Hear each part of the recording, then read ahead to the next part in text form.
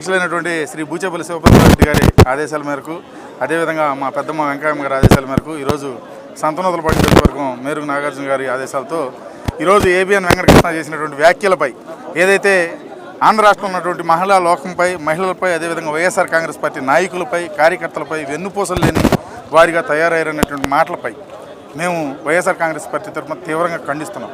ఏదైతే ఉందో ఏబిఎన్ రాధాకృష్ణ అనేటటువంటి వ్యక్తి ఆఖరికి చిన్న స్కూటర్ స్థాయి నుంచి ఈ రోజుకి ఆ స్థాయిలోకి ఏ విధంగా వచ్చారనే దానిపై మాట్లాడుకుంటూ చూస్తూ పోతే అతను చేసినటువంటి నీతిమాలిన చర్యలు, అతను చేసినటువంటి అక్రమాలు అన్నీ బయటికి రాగుతూ ఉంటే సోషల్ మీడియాలో బయటకు వస్తూనే ఉన్నాయి.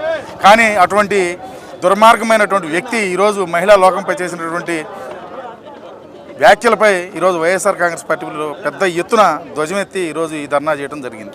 కానీ ఏబిఎన్ వెంకటకృష్ణ రాధాకృష్ణ ఇద్దరు ఈరోజు మార్నింగ్ కూడా మేము గమనిస్తూ ఉన్నాం. ఏదైతే అతను చేసినటువంటి వ్యాఖ్యలు ఈరోజు డిబేట్లో పెట్టినటువంటి వ్యాఖ్యలు కూడా మేము గమనిస్తూ అతను మాట్లాడే ప్రతి మాట తల్లి చెల్లి అదేవిధంగా కుటుంబంపై అతనే పెట్టించాడని జగన్మోహన్ రెడ్డి గారిపై మాట్లాడుతున్న ట్రోల్ చేస్తున్నట్టు ప్రతి విషయాన్ని కూడా మేము జగన్మోహన్ రెడ్డి గారికి అదేవిధంగా వైఎస్ఆర్ కాంగ్రెస్ పార్టీ మహిళా లోకానికి వైఎస్ఆర్ కాంగ్రెస్ పార్టీ నాయకులందరికీ కూడా ఏబిఎన్ వెంకటకృష్ణ రాధాకృష్ణ ఇద్దరు క్షమాపణ చెప్పాలి. లేదు అంటే రాబోయే రోజుల్లో మూకుమ్ముడిగా వచ్చి కుమ్ము శుద్ధం అయ్యే విధంగా నీకు చర్యలు ఉంటాయని తెలియజేస్తూ సెలవు తీసుకుంటాం.